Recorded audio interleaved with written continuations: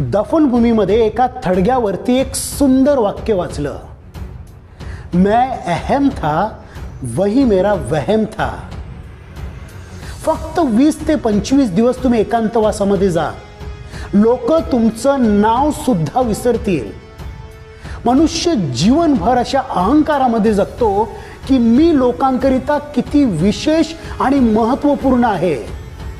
वास्तविकता मात्र ही आहे की तुम्ही असण्या नसण्याने कुणाला काहीही फरक पडत नाही, कुणाचं काही अडत नाही. हा, थोडीशी गैरसोय होईल, थोडीशी आठवण येईल, पण कुणाचं काही अडणार मात्र नाही. माणसाला आयुष्यभर असं का वाटतं की मी गेल्याने माझ्या कुटुंबाचं, माझ्या समाजाचं, माझ्या बिझनेसचं आणि माझ्या कंपनीचं कितीतरी अडेल.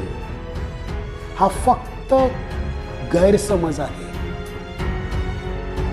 तुमच्या रिटायरमेंटच्या वेळेला तुम्हाला वाटतं की मी इथून गेल्यानंतर माझ्या एवढ्या मोठ्या कामाचा डोलारा कोण सांभाळणार आणि मला इथे पुन्हा पुन्हा मान सन्मानाने बोलवलं जाणार.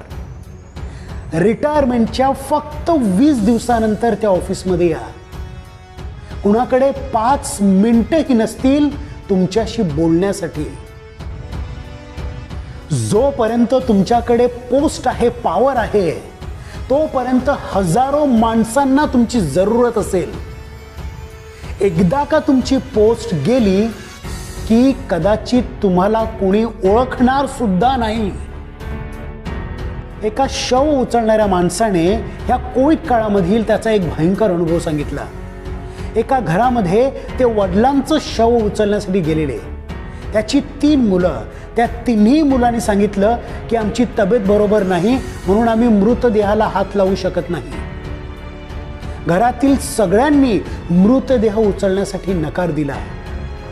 तेव्हा त्यांनीच कसाबसा मृतदेह उचलला, तो पॅक केला आणि ॲम्ब्युलन्समध्ये ठेवला. तेवढ्यात एक मुलगा समोर आला आणि त्याने सांगितलं की मला वडिलांचं अंतिम दर्शन घ्यायचं आहे. तो मुलगा समोर आला. त्याने ॲम्ब्युलन्समधील पीपी किट उघडलं आणि वडिलांच्या हाताची डायमंड रिंग काढली. वडिलांना हात लावण्यासाठी त्याला कोविड होतो, पण वडिलांच्या रिंगला हात लावण्यासाठी त्याला कोविड होत नाही. तुमचा उपयोग संपला की तुम्ही संपले. भा. तांबे यांच्या ओळी आठवतात, जन पळभर म्हणतील हाय हाय, मी जाता राहील कार्य काय. सगळे सोयरे डोळे पुसतील, पुन्हा आपुल्या कामी लागतील, उठतील बसतील हसून खिदळतील, मी जाता त्यांचे काय जाय. रामकृष्ण ही आले गेले, तया विना हे जग न अडले, कुणी सदोदित सूतक धरिले, मग काय अटकले मज शिवाय. एक सुंदर शेर आहे, न रुकी वक्त की गर्दिश, न जमाना बदला, पेड़ सूखा तो परिंदों ने भी ठिकाना बदला. मग अलिप्त आणि निर्मोही राहून सुद्धा जीवन रसमय कसं करायचं, त्याचं एकच रहस्य आहे. स्वधर्म कर्म अगदी निरपेक्षपणे आणि निस्वार्थीपणे करत राहायचं. हेच जीवनाचं अंतिम सत्य आहे. म्हणूनच मैं अहम था वही मेरा वहम था, इस जिंदगी में मुझे समझ में आया हे ईश्वर, ये तेरा ही रहम था.